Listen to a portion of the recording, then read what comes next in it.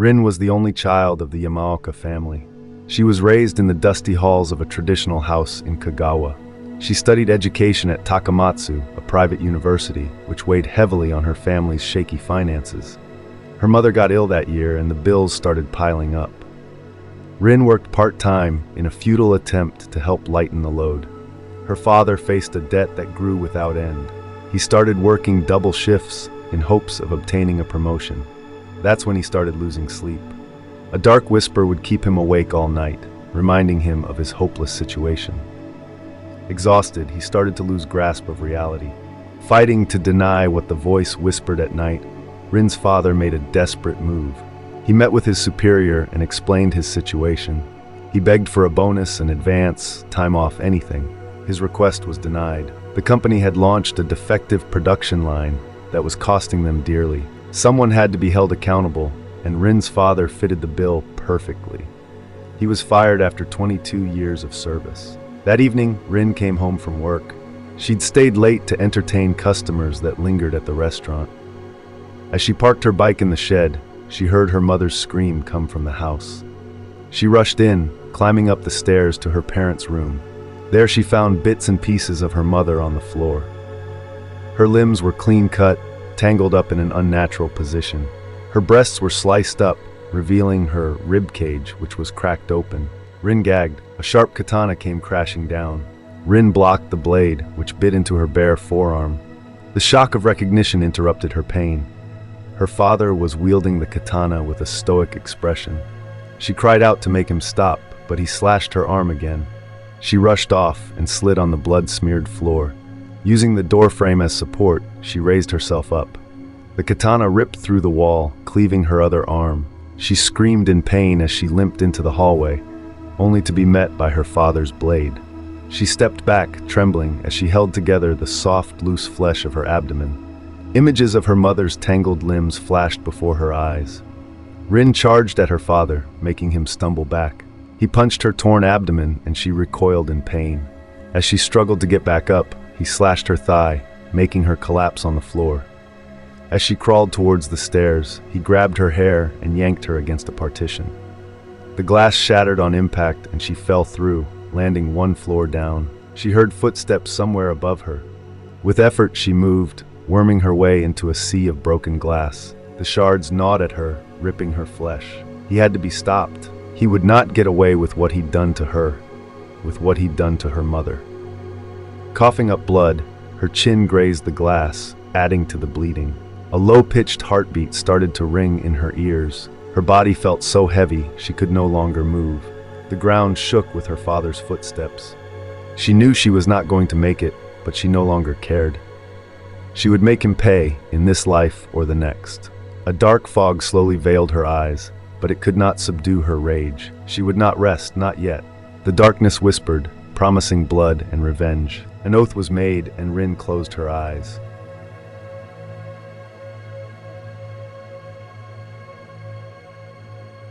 Rin sits at her desk dreading the end of the school day, not because she enjoys junior high or because she respects her teachers, but because she despises being forced to learn kendo.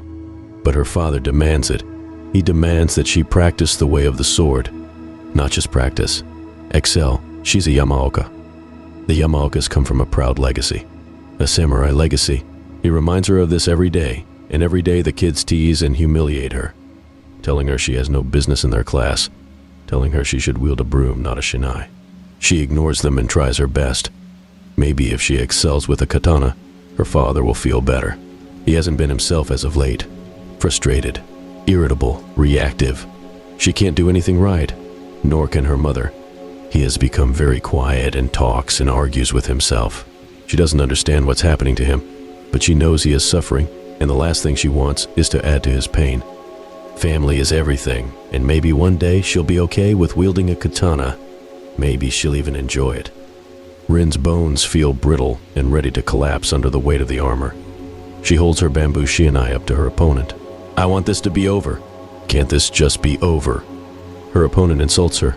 He tells her there's a shattered window in the changing room she ought to clean before someone cuts themselves. Janitor Yamaoka. He laughs. He makes another janitor joke at her expense. A sudden heat rushes up her face. She wants to shove the shinai down his throat. See how he laughs with wood and splinters piercing through his stomach. Splinters piercing through his throat. Where did those thoughts come from? It's not like her to think such thoughts. She angles her shinai and feels something strange inside. She's never felt anything like it before. Like a waking dragon in her heart. She stares at her grinning opponent. Faster than thought, she lunges and strikes the head of her opponent. Everyone laughs at him. His head slumps in mingled defeat and humiliation. A boy stares at her with wide, disbelieving eyes. He blinks. You might be a Yamaoka after all. She hates to admit it, but it feels good to win? No, not to win. To defeat a foe. To defeat another human being. Defeat another human being? Why would I think this? These aren't my thoughts. But they are. She doesn't understand what happened. What thing came over her to give her the strength to contend with the boy in front of her? He isn't laughing anymore. He glares at her. She beat him. Not once. Not twice. Thrice. The boys continue to stare at her open-mouthed. Something is changing in Janitor Yamaoka. They know it. She knows it. She feels the waking dragon in her heart. It's the closest she's ever felt to being a fighter, a warrior, a Yamaoka. And she likes it. Likes being treated with respect. Likes being taken seriously. For an instant she imagines herself beside the great Renjiro Yamaoka and his son Kazan. Something tugs in her heart and the dragon stirs. And the dragon, she realizes, is the waking of her raging Yamaoka blood. Janitor Yamaoka, you got lucky? Let's see how lucky you really are. Boys close in on her, cursing, jesting, shouting. She wants to run but doesn't see an opening.